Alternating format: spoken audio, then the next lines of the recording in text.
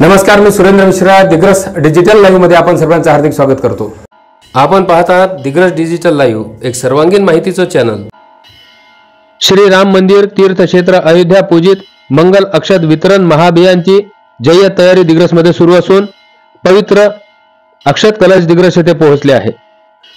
27 डिसेंबर रोजी या अक्षत कलशची भव्य शोभायात्रा दिग्रस शहरामध्ये काढण्यात येणार आहे. याकरिता आयोजन समितीच्या वतीने नुकतीच बैठक संपन्न झाली. यामध्ये विविध समितीचे गठन करण्यात आलेले आहे. या माध्यमातून दिग्रस शहरातील नागरिकांना या पवित्र कलशाचे दर्शनाचा लाभ घेता येणार आहे. याबाबत आयोजन समितीच्या वतीने आवाहन करण्यात आलेले आहे. जय श्रीराम. ज्या अभूतपूर्व सोहळ्याची, ज्या क्षणाची आपण सगळे दिग्रसवासीय वाट पाहत होतो, तो अभूतपूर्व क्षण आला आहे. म्हणजे अगदी आता 27 तारीख श्रीराम जन्मभूमी अयोध्या इथून प्रत्यक्ष आलेली अक्षत कलश याची शोभायात्रा आपल्याला आता या 27 तारखेला काढायची आहे.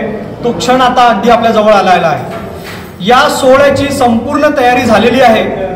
हा सोहळ्याचा, या शोभायात्रेचा एकदा परत मी पुन्हा मार्ग सांगून देतो, जेणेकरून त्या मार्गामध्ये आपल्या दिग्रसवासियांना रांगोळी काढणे किंवा त्या मार्गाचं स्वच्छता करणे, जेणेकरून आपल्याला येणाऱ्या शोभायात्रेचं स्वागत करता येईल, त्याच्यासाठी मी एकदा मार्ग सांगून देतो. श्रीराम मंदिर दिग्रस येथून 27 तारखेला दुपारी 1 वाजता या शोभायात्रेला सुरुवात होईल. इथून पुढे शंकर टॉकीज, तिथून छत्रपती चौक, पुढे पोलीस स्टेशन, त्यानंतर डॉक्टर बाबासाहेब आंबेडकर पुतळा, वाल्मिकी नगर, घंटीबाबा मंदिर परिसर, नेताजी चौक, कमान गेट, तिथून पुढे दुर्गामाता चौक, त्यानंतर शनी मंदिर आणि त्यानंतर राष्ट्रीय शाळेमध्ये या शोभायात्रेचा समारोप होईल. समारोपानंतर प्रभू श्री रामचंद्रांची आरती करणे आणि महाप्रसादाचं वितरण होईल.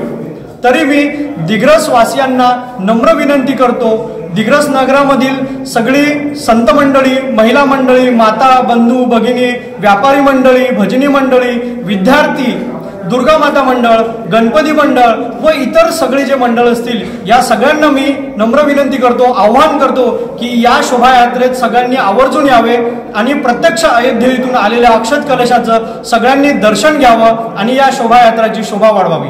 जय श्रीराम. जय श्रीराम.